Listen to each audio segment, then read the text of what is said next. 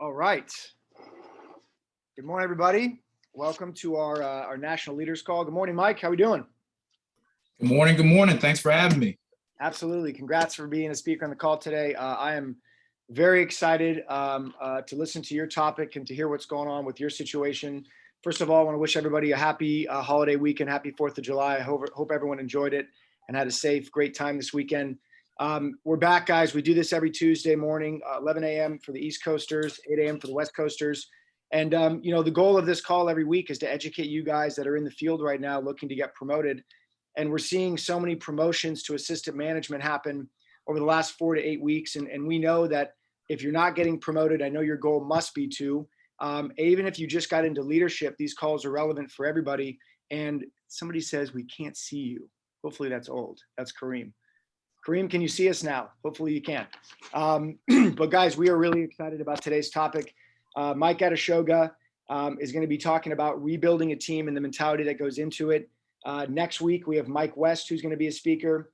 And what really gets me excited about these calls is that you guys are hearing from people that are at the top of the rankings in all the programs that they're on.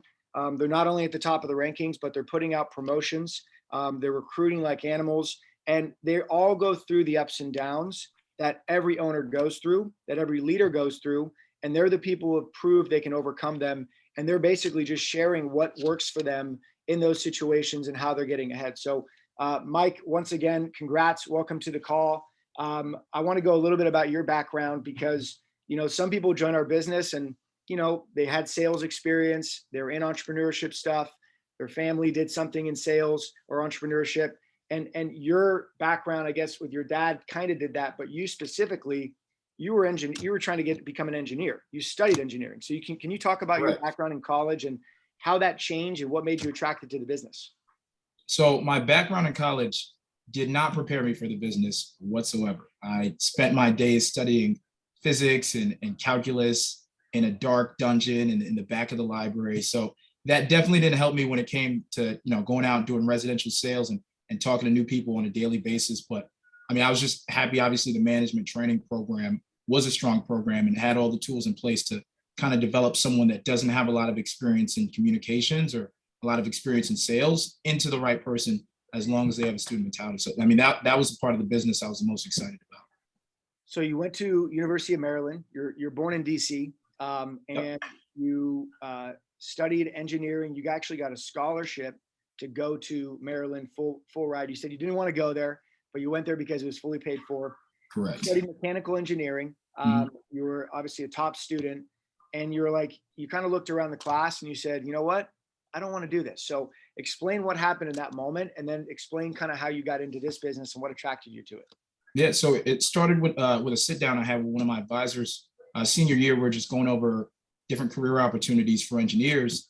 And, he kind of paused and he was like, you're a pretty outgoing person to be an engineer. And I was like, all right, cool. Thanks, man. Like the only thing I was focused on was the salary an engineer could make once they graduated college. I wasn't focused on anything else. And he told me, he was like, take a second to really think about what it is that you want to do with your career and think about the type of people that you would be working with in the job force. And I was like, all right, cool. So then when I went back to class, I kind of looked around and I was like, maybe these people aren't the type of people I want to be working with for the next 20, 30 years. So like, I'm as the same way for most people, I'm an athlete, very competitive. I like the competition, and that just wasn't really the vibe I was getting from, obviously, the engineers that I worked with in college. So after I graduated, I declined a few of the job offers I got for different firms, and I just wanted something new. I didn't know what it is that I wanted, but at the time, obviously, I needed a little bit of money. So I was personally recruited into this business by one of the girls I'd met in college. And when I first started out, I was only here for just a check. I just needed to make some type of money until I found out what it is that I wanted to do. And then after listening to a few morning meetings and, obviously going out with my team leader and him explaining the business to me, I think that's what drew me in, like the opportunity to start my own business, similar to the way that my dad did a couple of years ago. So that's really what drew me in. Nice. Personal recruit, guys. We hear that all the time. And there's been so many amazing examples of people who knew someone that was in the business and that's how they started. I was a personal recruit, so I can relate to that. You told me about sort of your step 7 and your background and kind of like what sort of shapes you into the man you are today. Can you talk about kind of where your work ethic came from and what motivates you to be so successful? Yeah. So I'm a first generation Nigerian. Both of my parents obviously immigrated from Nigeria. My dad at the time, he got his MBA in London, but when they came to America, it was a little different. Obviously, it wasn't really easy finding work. So he started out as a janitor in a real estate brokerage firm. And it was almost like something out of like the pursuit of happiness. So like, as he was a janitor, going in and cleaning up different offices at night, he would listen in on conversations that people had about real estate. And then he got inspired to go out and get his license. So after about 3 or 4 years of having his license, he was obviously eligible to start his own brokerage firm. So that's really what he did. He started a brokerage firm, very small with a few friends. And then obviously, my mom worked in the office as an administrator, and that was just what they did. That's just what they built their family off of. And it lasted for about 10, 15 years until the recession. But, they had a pretty solid run. And I think where my work ethic comes from is just as a kid, I would just go to the office sometimes and run around, not really realize what environment I was in. But like he built a business from scratch, and that's something that I kind of wanted to do today, and that's why I'm continuing to push and continuing to be a top guy in the campaign. That's awesome. Well, it's kind of like Goodwill Hunting, like your dad's doing math equations in the hallway. Yeah. That's awesome. Yeah. I know your situation and your topic today is about rebuilding a team, the mentality that goes into it. Mhm. You got promoted in 2017. You were an owner basically by 2018.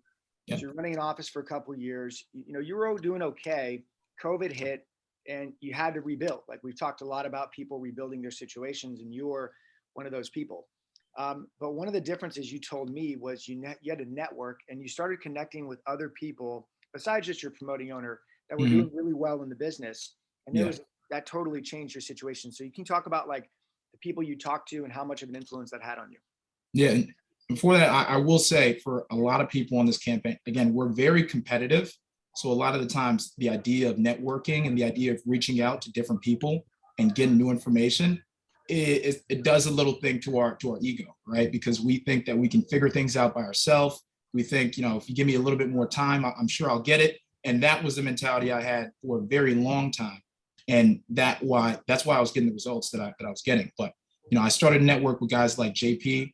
He gave me a completely different perspective on the business, gave me a few pieces of advice. And, you know, obviously you don't want to over network.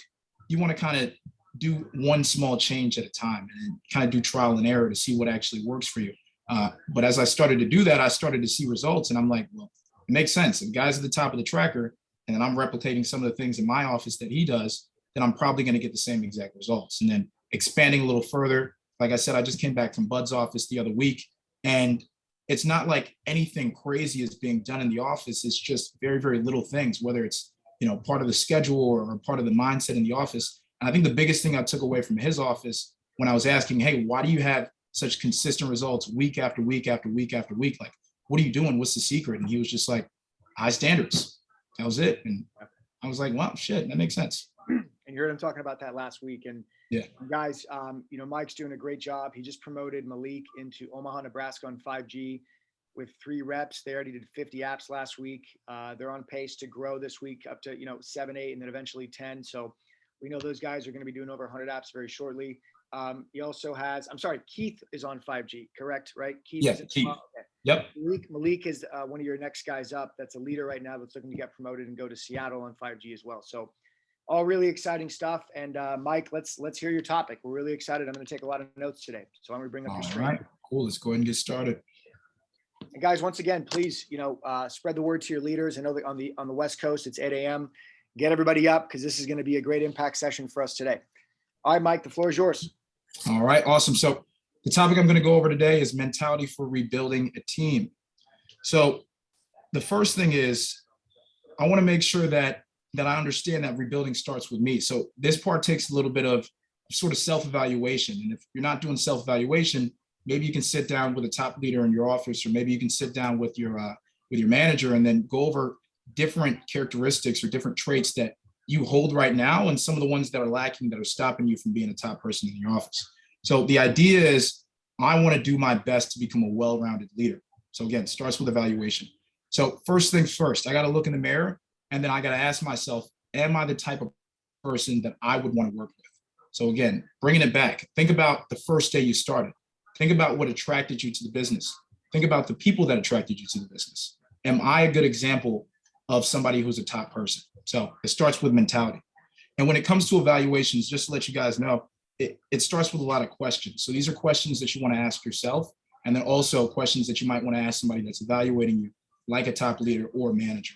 So when it comes to mentality, am I a positive person? So a lot of the time in this business, people think they're very positive, but they're doing something called posi-negging. Like, hey man, you know, it's a pretty shitty day outside, isn't it? Yeah, like starting conversation based off negative things, like that's not really being positive, right? Another question I might want to ask is, am I internally or externally motivated? So what are my driving factors? Why do I get excited to go out in the field or go out on my campaign on a daily basis and be a top person? And last but not least, you know, what is it that really motivates me? What are my long-term goals? What's the vision that I have? What do I want to accomplish in the business?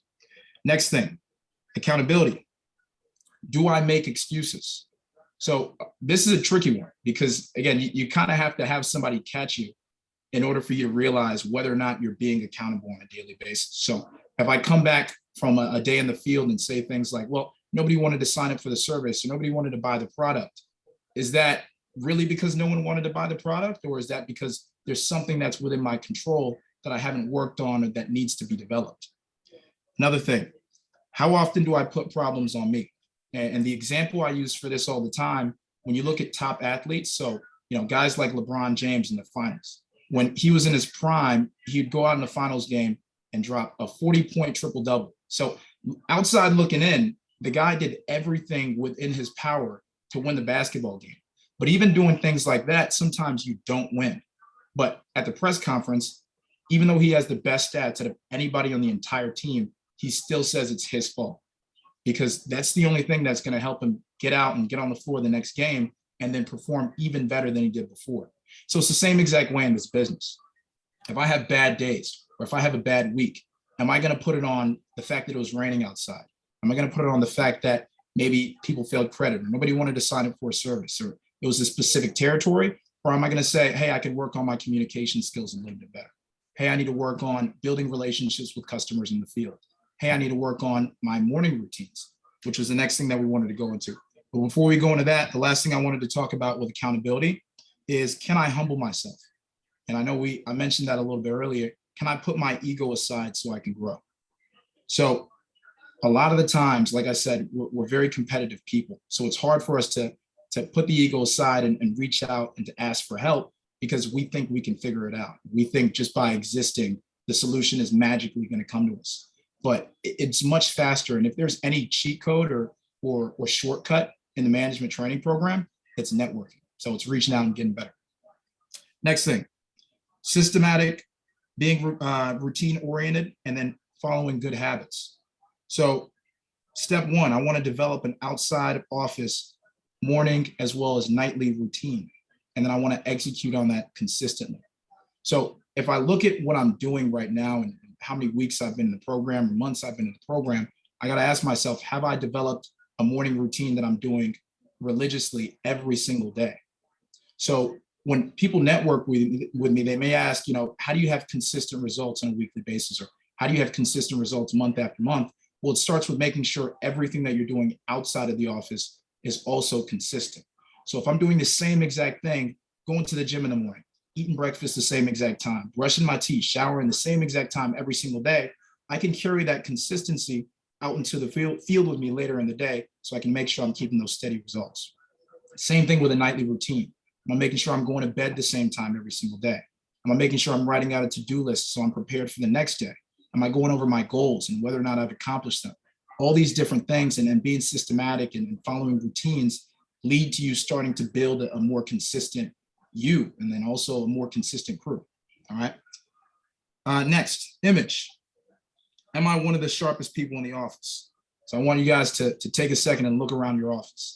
Is there somebody that's in your office right now that's sharper than you? And again, it takes a little bit of putting your ego aside. Some people might just look around and be like, no, I'm the sharpest person in the history of life. Like, I'm great. But like, let's be honest. Am I the sharpest person in the office? If not, how can I improve my image, right? Because if we're being real, people judge. The whole point of this meeting right now is rebuilding a team. So the people that you have on your team, they will judge you based off of your image. How do you carry yourself? How are you dressed? Are you clean, cut, shaven? If I want to build a crew, I need people to take me seriously. The only way they're going to take me seriously is if I take my image seriously as well. All right. Next point, professionalism. What conversations am I having with my team? So this one's kind of a tricky one because, again, in this business, you want to go out, you want to have fun, you want to build strong relationships with your guys, but you also want to make sure that you're drawing that line. All right. You want to make sure that you're separating yourself from, hey, I'm, your buddy, we're going out for drinks on the weekend. And hey, like, I'm the leader of the crew. I'm like the captain of the team. Like, we can have fun, we can make joking conversations, but at the end of the day, my job is to develop you and my job is to help you get to the next level. Next, do I set the pace in the field? Am I a pace setter? So when you think about what your weekly results are, where do you rank amongst everyone else in your office? And if you are in that upper echelon, well, where do you rank on the entire campaign that you're working on right now? And what steps am I taking to improve?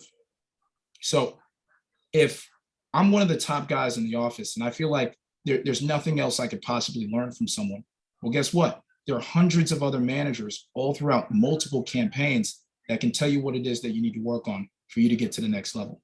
If I'm not a top guy or a top girl in my office right now, well, then what am I doing to improve? Am I just accepting results? And am I just saying things like, well, the high roller in the office is the high roller in the office because, they have great communication skills or they have sales experience? Am I making those excuses, or am I actually putting it on myself to get better and be one of the top guys or girls in my office? Last but not least, am I making networking a part of my routine? So how often do I network? And like I said before, I preach this like no other because, I didn't network for a good amount of time in my program, which is one of the biggest mistakes I'd ever made. But networking, again, is the cheat code. Networking is the shortcut to you getting better. Because I'm sure, everyone on this campaign, or many people on this campaign, are very intelligent, competitive. So they will eventually figure out the solutions to the problems that they're having. But it'd be much easier if you could just reach out to someone, have a sit-down conversation with your manager, and just get the results faster and get that new information a lot faster. So I'm going to call somebody out real quick. At a Bud's office, the guy Subi, when I was there, he was spending some time going over the second round interview, and he had explained the business better than any team leader that I'd heard in a while. And even me as an owner, I'm thinking, wow, how have I not gotten this guy on a call to explain to my guys how to explain the business for a second round interview? So there's multiple resources that people can use. It's just a matter of whether or not I'm actually using them myself. Yeah. Any questions about that? Yeah. Well, and guys, please ask questions in the chat. I just wanted to ask, it seems like the biggest problem people have is, first of all, everybody has to rebuild their team. Losing teams is a part of building teams. There's a law of averages to this business at every phase, but it seems like what people struggle the most is when they lose a team, they don't fix the issue. So it ends up, the same mistake ends up happening over and over and over again. And eventually they start looking at their business like it's a window instead of a mirror. Kind of like the same thing you talked about, how your team is a mirror, it's a reflection of you. And the networking thing is really important. Why do you think people struggle to network? I know you mentioned a little bit, but especially leaders in the field. What do you think the issue is, and what should they do to fix that? Because I feel like if leaders got feedback every day from someone that was the top person in their office or the owner or somebody else, they'd fix their problem so much faster. What do you think the issue there is? So I'm a firm believer that it's one of two things. Either A, you don't know how to network, so you don't know how to find out, someone's information, or you don't know what questions to ask. Or B, it's just the ego thing. It's like, no, I'll figure it out myself. I don't need to network. Like, I'm sure I'll get it. Like, what is this person going to teach me that I don't already know? So going to the first one, networking is the easiest thing ever. You can go to a manager or go to a top leader and say, hey, can you give me the contact information of someone on the blank campaign that's setting the pace right now, whether it's setting the pace out in the field or setting the pace when it comes to building Recruit? Can I get their contact information? And I'm sure most managers would be like, absolutely, yes, I want you to network with top guys in the campaign. When you get that information, say, hey, my name is Mike. I'm at Mike's office here in Maryland. I had a few questions to network with you about regarding blank, second round interviews, retention, whatever it is. And then, obviously top guys are usually busy. So you might want to schedule a time for you to talk to them and then reach out, ask them whatever questions that you have about the business. Ask them whatever questions that you have about, being a pace setter or being the top guy or top girl in your office. It's that easy. But then going to the second part, the people with the ego, take it from me. I used to think I was the greatest person since sliced bread. I'm not. Sliced bread is great. But again, like, you have to network. I can't stress this enough. And I know, Van, we were mentioning this earlier, you have people that want to network with you all the time, and you have your guys that are asking you questions. And the answer that you give them is, you got to network. Because I know I don't have all the answers. I know I have a good amount of answers, but I would much rather you go out of your way to seek that feedback and seek that knowledge from someone else that might be better than me in that specific topic. Because that way we all learn, right? You can learn something from someone else, bring that information back to me, and I'm like, oh, great, I've never heard this before. So it's a win-win situation for everyone. Yep. Some of the best advice I ever got was, I was at a Dallas meeting. Larry was speaking. The whole meeting was, the title of it was "Admit When You Suck." That was the whole meeting. It was like, when you suck, just admit it.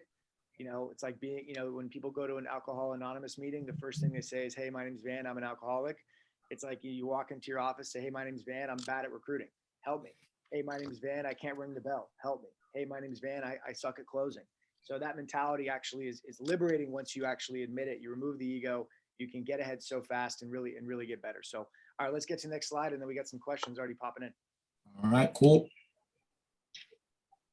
So next thing, developing a team culture. And this is the part that I'm really passionate about, because the team culture, again, obviously it starts with you, but this is where your creativity comes into play. So number one, what do I want my team to be known for? So your team could be known for a number of different things in your office, whether it's you guys are the ones that have the strong work ethic, and every single day you're making sure that you're hitting the system, right? Maybe I don't have the best communication skills. Maybe I don't have the best sales techniques, but I make sure I'm systematic and I make sure that I'm talking to the same exact amount of people every single day, getting the information I need to get from those people every single day. And I'm coming back with those same exact systematic results. Again, nothing to do with sales, nothing to do with communication, just I'm following the system and I'm hitting the numbers. I could be known for being early, right? Maybe my entire team shows up to the office 15 minutes before everybody else every single day. So we never miss a beat. Another thing I could be known for in my team is having a positive attitude, just being the most outgoing people in the office. So they'll come back and you never know what the results were on a daily basis. They could have had the worst day in terms of sales ever, or they could have had the best day, but you wouldn't be able to know because they're just always so happy. I could make that the staple of my team. Another thing is having a student mentality, being the guys that always have their notebook out, regardless of the conversation. If it's just a quick settle up with my manager, everyone in my entire team still has their notebook out and we're taking notes, because at any moment I could get some information that could really help me in the future. So I got to make sure I write that stuff down. And then lastly, maybe you want to have the most professional team in the office. Maybe you guys are the most, suited and booted and ready to go every single day, and you guys are all sharp. And that's really the staple in your team. But again, it starts with you understanding what you want your team to become. So what do I want my team to be known for?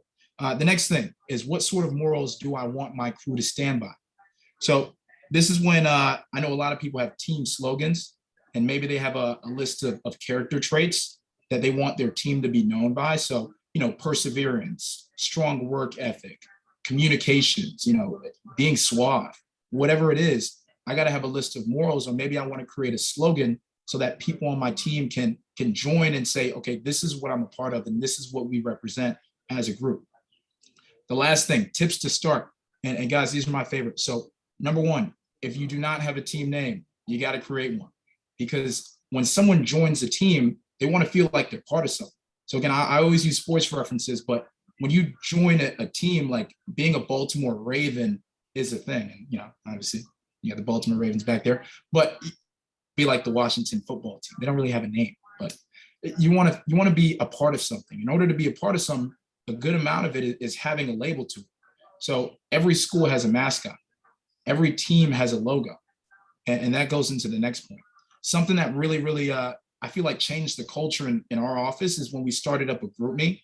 And in the group me, it's mandatory that all the team leaders have a team name, but it's also mandatory that all the team leaders that have a team, they have a team logo.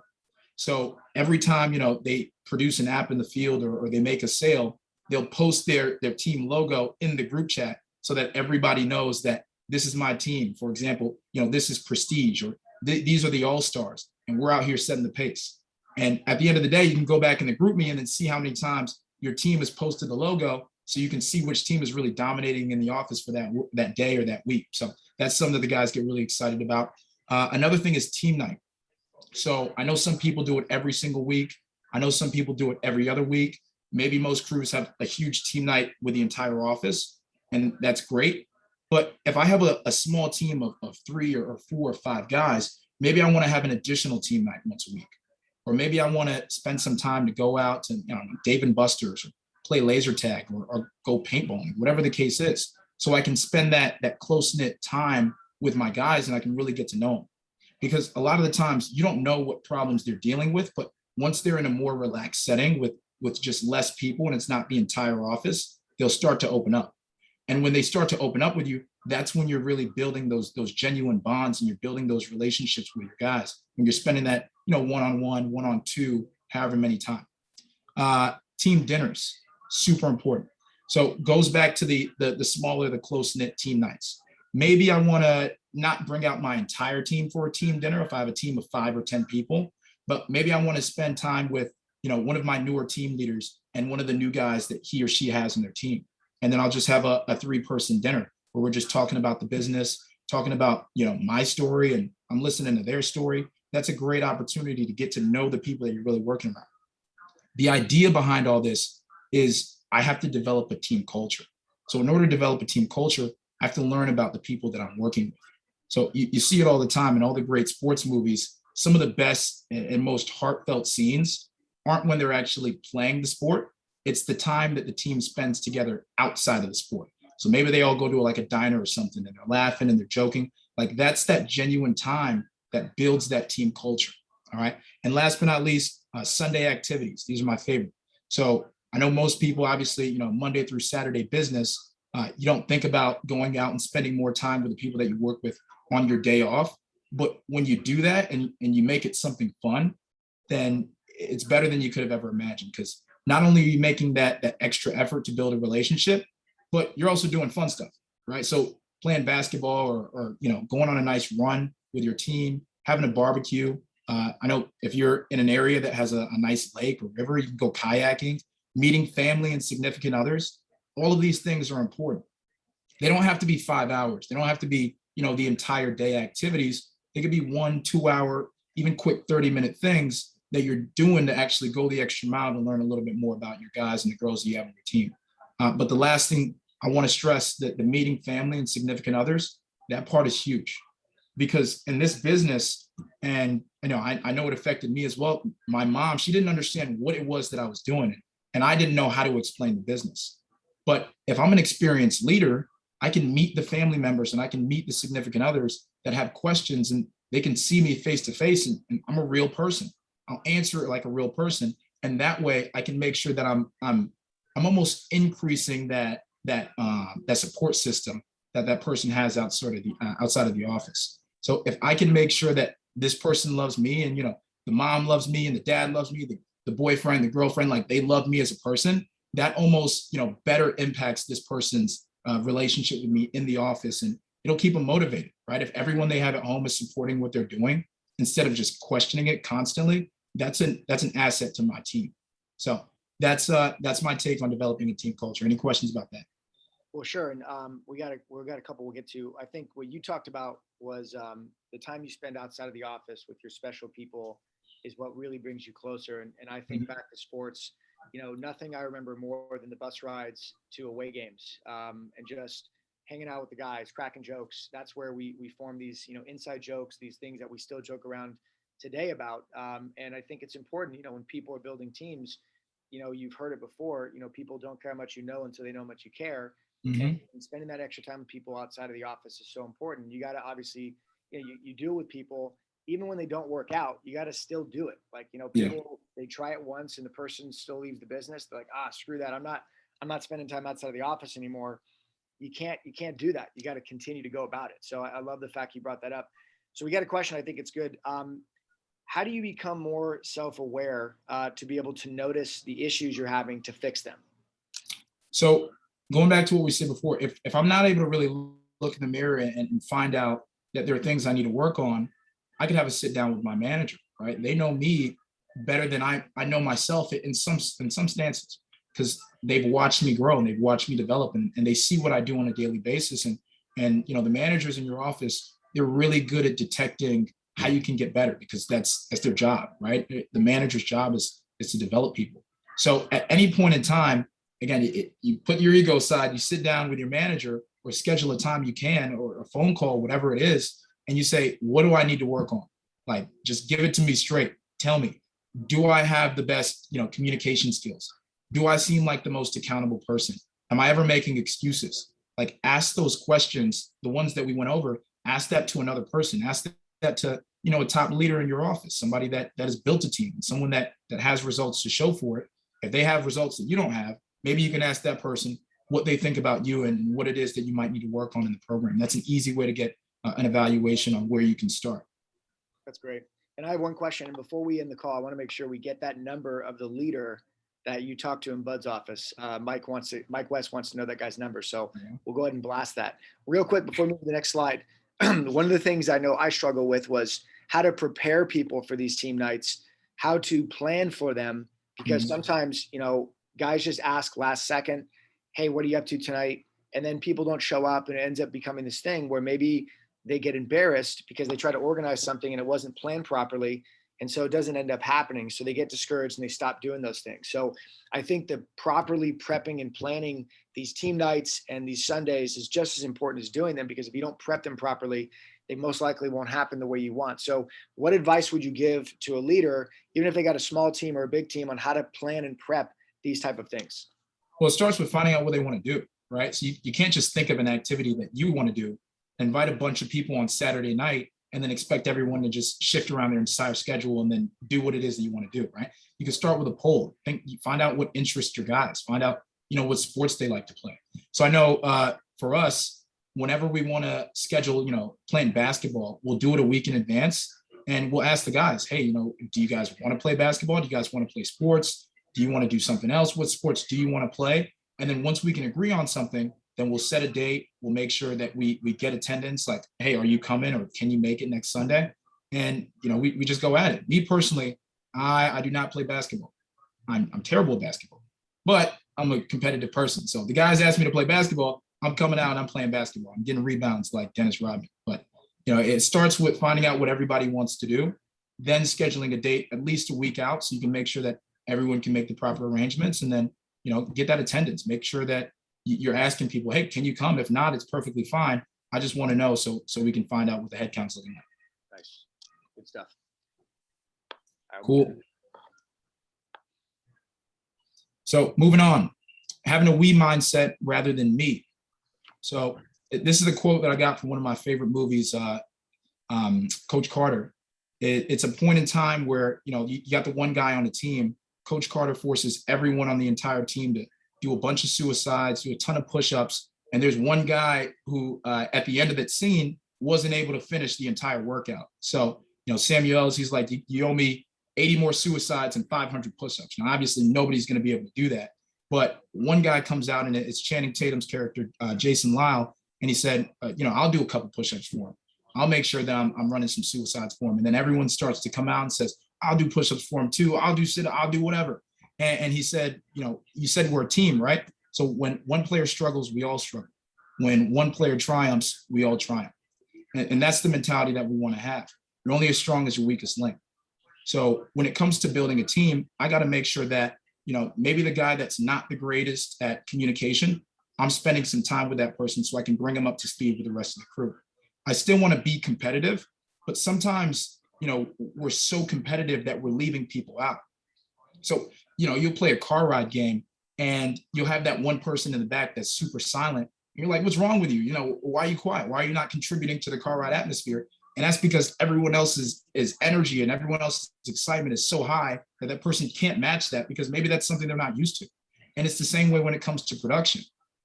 If someone has a bad day or someone has a bad week and everyone else is setting the pace, and no one's really paying attention to that one person, it's easy to have them feel left out.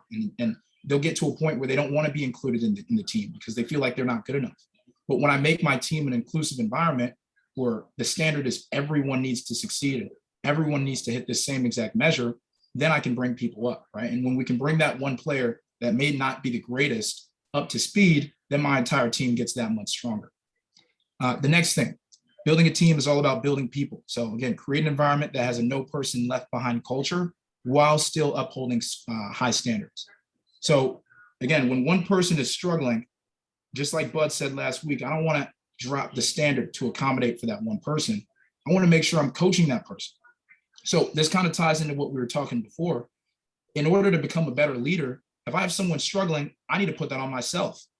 Why am I not able to relay a message to this person to the point where they're understanding how to get better? Like, how can I become a better communicator? How can I become a better teacher so that this person that's having a hard time on my team can get better? And again, that goes back to networking. If I'm having troubles developing someone on my team, I got to reach out to someone that had a similar issue before. Hey, I got a guy on my team that, he says that this is something he wants to do. He seems super motivated, but somehow he's struggling. He's not getting the same results as everybody else, or this person they're not learning as quickly as everybody else. And then I can learn from another leader how to handle that situation. Because I promise you, there's someone else that's dealt with the same exact team where they have one or two people on their squad who just don't compare and they don't match up to everybody else. And obviously you want to help them out, but you don't know how. So again, going back to the whole networking thing, reach out to someone who has built strong teams, because people that build strong teams probably had people on those teams first starting out that weren't as good as they are right now. And they had to go through a different learning curve than everyone else to get to that point. So if I can network with that person and I can find out what worked for them, I can apply that same exact thing to my squad. So I got a question. So I think when sometimes when a team is struggling, leaders tend to look at it like maybe they need more guys, or they just need to keep hiring a bunch of more people. Mm-hmm. And sometimes the problem is they need to remove someone. There's somebody that's actually on their team that is lowering the standard, that's negative, but they're so fear lost by that person because they're a leader, right? And they don't want to lose that leader. They're counting them like numbers.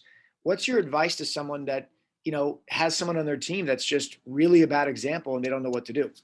Yeah, if someone's just a toxic sort of cancer to the team, you got to trust in your ability to recruit, trust in your ability to develop people. Because I think part of it is, I spent so much time investing in this person, I don't want to let him go, because maybe, deep down, you're afraid of the hard work and the grind it takes to develop a new person from scratch. That's not something that you should be afraid of. You shouldn't be afraid of your head count going down. Instead, you should be worried about developing yourself to the point where I don't care how low my head count is, as long as I'm mentally strong enough to develop a new person in a matter of a week or a week and a half, or as long as I can minimize the amount of time that it takes me to develop people, then that's all I need. Because at the end of the day, I can hire somebody else as long as they have that student mentality that I'm looking for, and I can develop them into the person that we need on the team. But again, yeah, if there's someone that's sort of toxic, doesn't have the right mindset, very low standards, that's a person you got to get rid of. Versus, a person that maybe you don't have the best teaching skills just yet, and they're kind of suffering for that reason. So obviously, you know your teams better than I do. You're able to tell whether or not someone's just a toxic piece or whether or not they can be worked with. Well, JP, you mentioned you mentored by him, you networked with him, and he was a guy that had a person that he was really depending on for so long that just wasn't at the standard that he needed to rebuild the situation. Mm-hmm. So as soon as he moved on from that person, his office exploded, right? So you see it time and time again, right? I was listening to this podcast and it was about like, what do venture capitalists look for in entrepreneurs? Like, what do they look for in the qualities to invest in? Number one quality is, can they hire talent? Like, how good are they at recruiting talent around them? What kind of following can they create? But the second thing they look for, they said, was how good are they at firing people that aren't the right example? Like, how quickly are they able to move on from people that are really toxic and hurting the business? Because if you can't do that well, you're going to struggle, even if you're bringing in new people, because those new people are going to see you have low standards. You allow behavior that is totally opposite of what you're promoting, right? So guys, rebuilding a team, a part of that process, like, Mike's saying, is developing the we mindset, but it can't be we with everybody if that person's not aligning with the things that you're trying to accomplish. So I love it. Good stuff. Yep. All right, next thing, second round interviews. So before I get into this, I do want to say, it is not a matter of really what it is that you say. It's how you say it. It's your mentality. It's funny. We took a couple of guys over to Bud's office, and like I said before, one of their guys, Subi, was going over the second round interview, and he explained the business so well that the guys that I brought over were like, Mike, we need to change the script. We need to start saying this. We need to use this word conducive. That's the word. That's the reason that we're like, no, like, it's not what people are saying. It's the fact that he's tying the dots between what he's doing on a daily basis and what attracts people, right? He's thinking about his experiences while he's in the field, and he's thinking about his why. Like, he's thinking about why he joined the business, and that's why he's able to explain that to new people well. It's what attracts people. So number one, building relationships begin in the interview. So I know that the topic is building and developing a team, but you got to remember, first impressions are everything. So is my car clean? Are my clothes clean? Do I make sure I speak well? Am I carrying myself the right way? All of these things matter when it comes to doing the interview, because ultimately the goal is to hire this person, or the goal is to decide whether or not this is somebody that should join your team. So I got to make sure that I'm almost a non-variable when it comes to that. I can't make sure I'm negatively influencing my ability to build a team based off of my image, whether or not my car is clean, anything. Next thing, there are 3 goals for the second round interview. Number 1, become their friend. Now, that doesn't necessarily mean that, by the end of the interview, I want to go out, grab drinks with this person. No, that means that we should build some sort of relationship to the point where that person goes home and says, wow, I'm really excited to start working with Van. That guy seems pretty cool. Like, that's the standard that you want. Number 2, you want to get them excited about the client. So keep in mind, a good amount of people I know that join this business don't have experience in sales. They don't have a lot of communication experience or customer service experience or whatever it may be. So if I can get them excited about the client, if I can make the client seem like something that almost sells itself, then this person says, I think this is, the one sales thing that I can do. When it comes to all the other hard sales, like selling vacuums, that shit seems impossible. But this, I can sell that. So that's part of the mindset, and that's part of the mentality that I want to have as I'm doing the interview. I got to make sure I'm explaining to the client to the point where it seems like it's something that people can market, something that people can sell. And last but not least, get them excited to start. So that goes in how well I'm able to explain the opportunity. So when I study my pitch, and this is the next point, becoming a master of explaining the business by mastering the pitch. I can review day in, day out what it is that goes into the second round interview.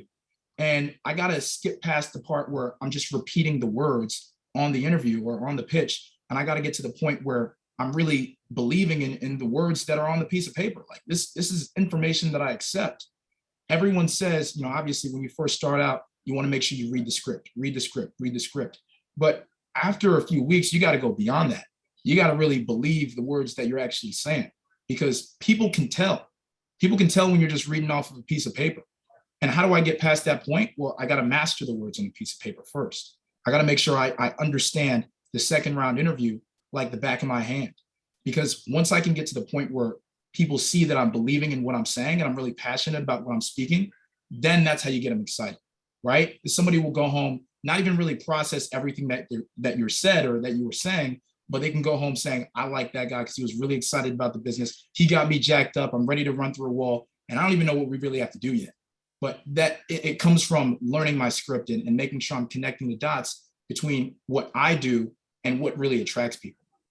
So if we're dialing it down a bit and we're talking about, what people are looking for in a new job experience, they're looking for a growth opportunity.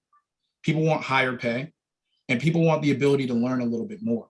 Okay, so my mindset is, how can I make sure that I'm reading one of the hot spots on somebody I'm doing an interview for, and I'm hitting all those hot spots so I can get them excited about joining the company? Well, one, we have a 6 to 9 month management training program. So the idea is that we're looking to develop someone very, very quickly into a management role. Again, as long as they have a strong work ethic, a student mentality, a great attitude, we can develop that person into the type of person that we're looking for to help us expand into new office locations. The next thing, uncapped earning potential.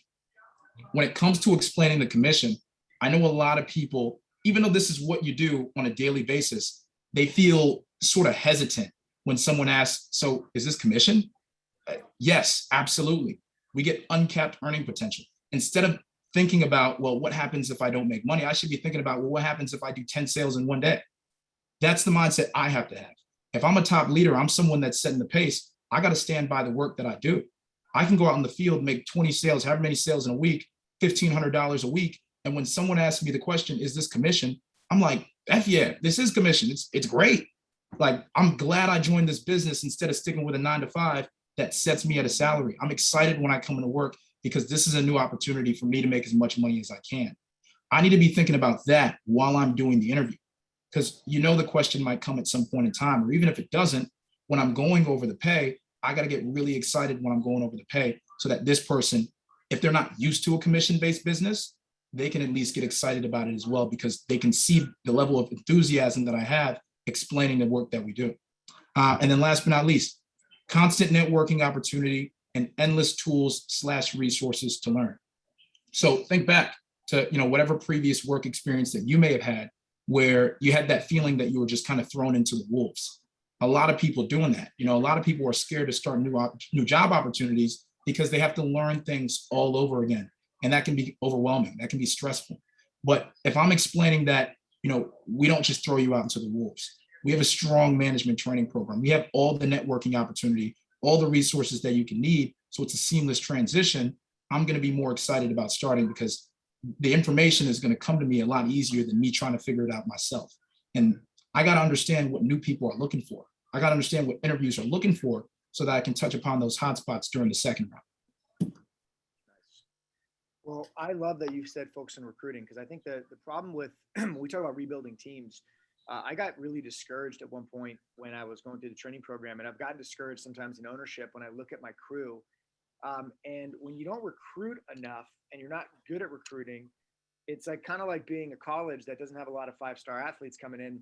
You get really pissed off at the results because you're like, man, I'm drawing up these plays. I know the plays work, but the players aren't performing at the plays I'm drawing up. And so sometimes people, they look at our business and they look at their team and they really are too dependent on a small group that doesn't have the ability, as opposed to focusing on getting better at recruiting and having more of the law of average reward them. Guys get really frustrated because when I have a small team and I'm not recruiting a lot, then of course I'm going to be fear lost by my guys. I'm going to have way too much pressure on that one person to become my next person. What if they're not my next guy? What if they're not a superstar? Well, I'm basically putting all my eggs into that basket. And now my attitude is dictated on whether or not that person ends up becoming what I want them to become. Right. Exactly. And what you're saying is when you're in rebuild mode, like focus on you. Right. And then really focus on recruiting and your ability to recruit, because the better you guys are at recruiting, the more possible people you're going to have on your team. And then you get to cherry pick, right? Who are the best people you want to work with? And it's not always, the person who's most likely to succeed. As Larry said, it's not always the lacrosse players, but it's people that want it, that are hungry, and you got to be attractive. You got to be someone who, when people come in, they look at and say, wow, I want to be a part of this. Because now, over the course of time, let the training program be the thing that filters people in and out. And I think what you talked about is so important, guys, for anyone that's in the rebuild stage, whether it's an owner, an assistant manager, a top leader, or a new leader.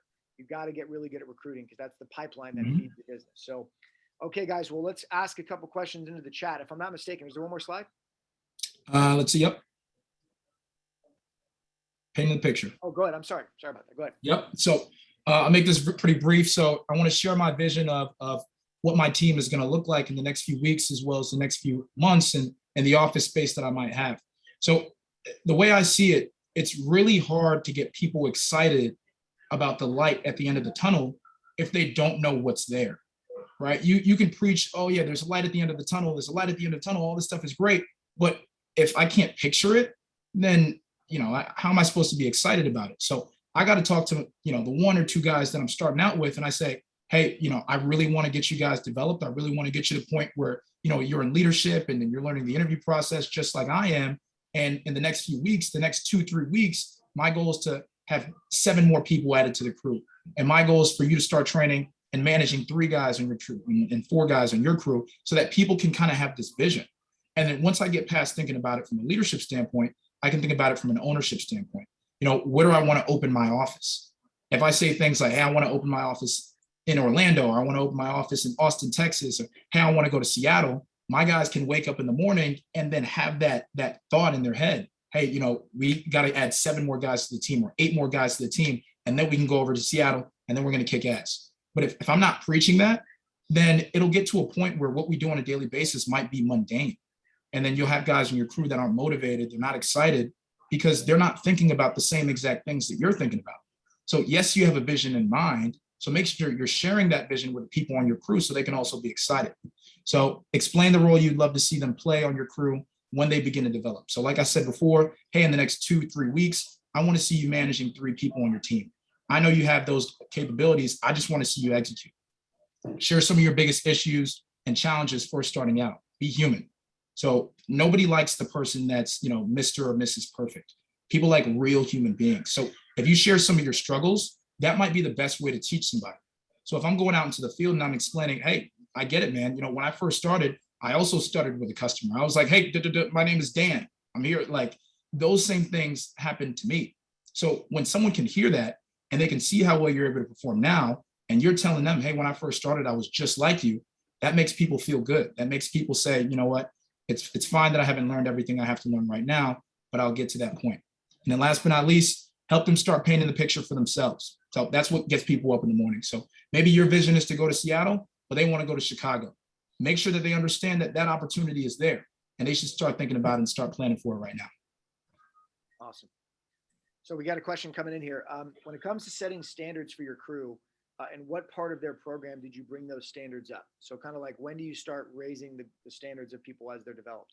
No, that's good. So in my opinion, the first 1-2 days, if I'm a leader, first 1-2-3 days are spent just building a relationship.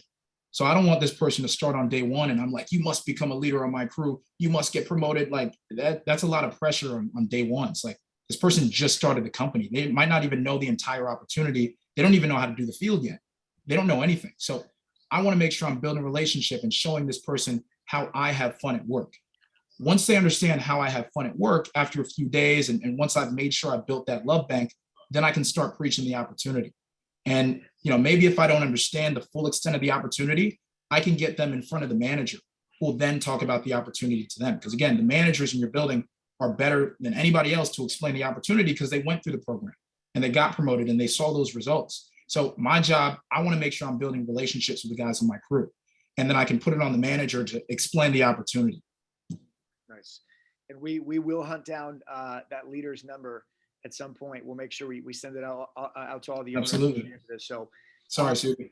No, it's all good. So we'll get it. And then I know for a lot of people, you talked about creating a vision, and I was kind of like nervous a little bit to like talk a big picture with my guys, because I thought maybe it would intimidate them or it would like freak them out. So how do you go about like talking big picture with your people in a way where you're not forcing them to think the way you want to think, you're just kind of sharing it? And then at what stages do you talk bigger and bigger with people? How do you determine who to talk big with and who not to talk big with? So I'll start by casually bringing in that by talking about my story. So when I talk about where I was before the business, it's easier for this person to humanize, what I'm going through right now. And it's easier for that person to relate. So I'll say things like, I was 21 when I first started the business, or I just came out of college, and I'm explaining to this person, I was an engineer. I didn't have any experience in customer service or sales. And I came into this business just looking for a paycheck. And someone will start and be like, yeah, that was me too. But then I explained, after a few weeks, I started to listen to a few more morning meetings, or I started to network with different guys in different offices. And then I started to understand that this is more than just going out and doing sales. This is an opportunity for me to run a business and to start a career and really build an organization. So again, I'll start by telling my story, and then I'll transition it slowly into, what the opportunity has. That's awesome. And if you want to go to your last slide there, Mike, so people can see your contact info. Yep. So guys, what I took away from that answer is it seems like in order to create a vision for your people, you first have to have like your own vision of what you're going to accomplish. And I think like, what's your story, right? Like, so when people meet you, what's your story? Do you have something that you've actually talked about with people where it makes sense? Some of us are really bad at selling ourselves. And it's not that we have to have some heroic, come from nothing story, but we have to have some, when people meet us, the first thing they're really buying is us, right? We talk about, I think somebody mentioned they stick the first 3 days because of you, the first 3 weeks because of the paycheck, and the first 3 months because of the opportunity. So in those first 3 days, as you're rebuilding your team, people are going to meet you when you recruit them. What type of product are you? Are you humble? Do you come across humble? And do you have this background of saying, hey, I did this, here's where I was, here's why I'm doing this? Because a lot of people start, and I'm sure, Mike, you experienced this when you were building your teams, they start because they listen to you and they go, if this guy's doing this, I'll give it a shot, right? The same way I'm sure you were personally recruited, right? So there was somebody you knew, you're like, well, if she's doing this, I'm going to give it a shot because you looked at her and you said, well, I trust her. Her story, her background, all that stuff is really good. So moral of that story, Mike's telling you guys is, figure out what your vision is, figure out what your background is. If someone were to write a story about you, how would you explain your background, what you're doing right now, and where you want to end up? Because the more you say it, the more it starts to become cement in your brain. Like, this is what I'm going to accomplish. But if you don't talk about it a lot, people are going to look at you and say, there's no way this person is going to be successful. So I love it. Well, Mike, you crushed it today. I have so many notes. I'm really excited to run this topic for my guys today. Any other words of advice do you have for the people that are listening? Yes. Network. Network. Start with your manager. ask him or ask her, you know, what are the steps for me to ask the right questions while I'm networking. And the piece of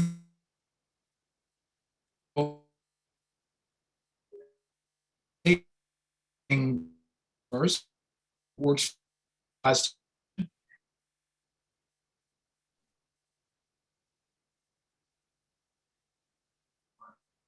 Mike, am I cutting out or is that you?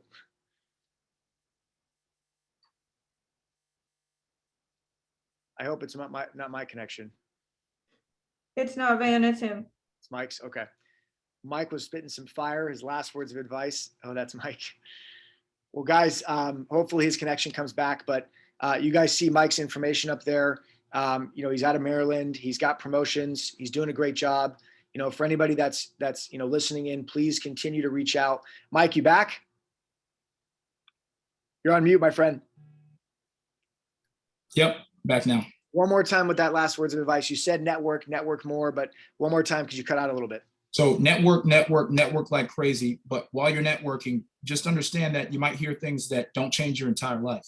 So I want to network, but at the same time, I want to make sure I'm trialing and erroring the different things that I've heard to see if they actually change my situation. And slowly, obviously, you're going to get a ton of information that'll definitely help. Awesome. Well, Mike, thank you so much for taking the time. Well prepared, well executed, a ton of good stuff. I'll have my guys reach out to you as well. And Mike, I need you to do me a favor. I need you to find that leader's number and email it to all the owners. That way we can start networking with that guy. Thank you so much, Mike. Have a great week. Next week, guys, we have Mike West on developing team culture. So don't miss it. Have a great week, everybody.